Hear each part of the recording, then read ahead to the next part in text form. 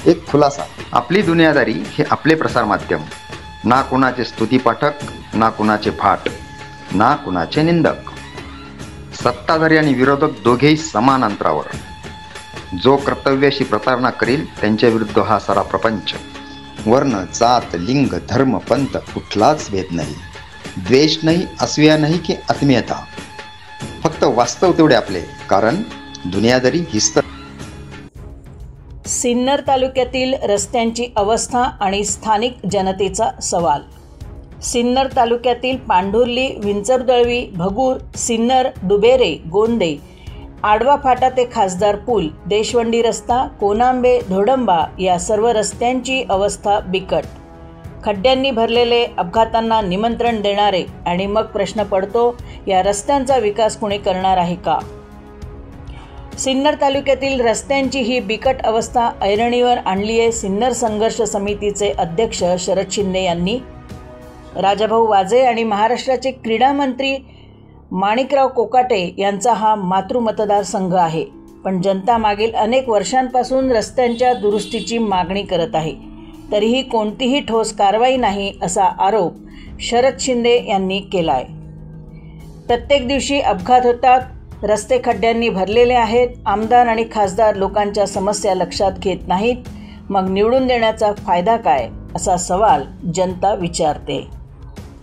सिन्नर तालुक्यातील जनता अनेकदा निवडून दिलेल्या नेत्यांकडे आपला विश्वास ठेवते, पण 5 वेळा निवडून आलेल्या आमदारांनी आणि खासदारांनी रस्त्याचा विकास नाही केला, हाच आमचा मोठा प्रश्न आहे. जनतेच्या या भावना शरद शिंदे यांनी बोलून दाखवल्या. सिन्नर तालुक्यातील जनता आणि संघर्ष समिती म्हणते, विकास हा फक्त वचनात नाही तर कृतीत दिसला पाहिजे. अपघातांना रोखण्यासाठी आणि सुरक्षितता सुनिश्चित करण्यासाठी रस्त्यांचा त्वरित दुरुस्ती आवश्यक आहे.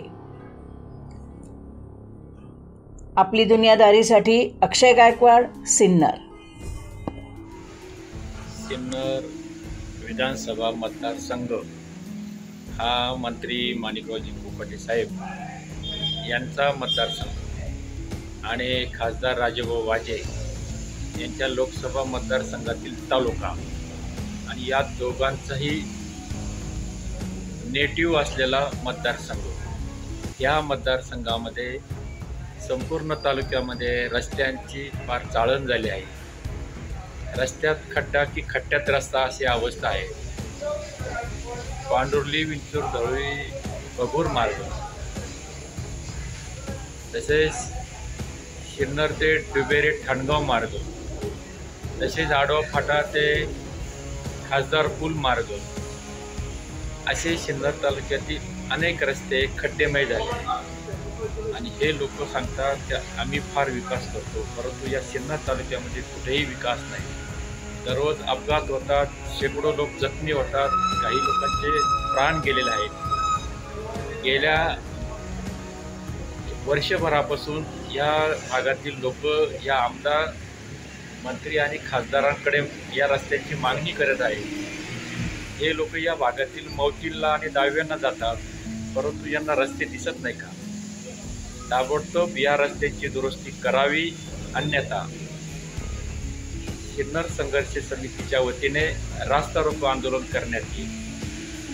शरद शिंदे पाटील यांच्या नेतृत्वाखाली आंदोलन करण्यात येईल.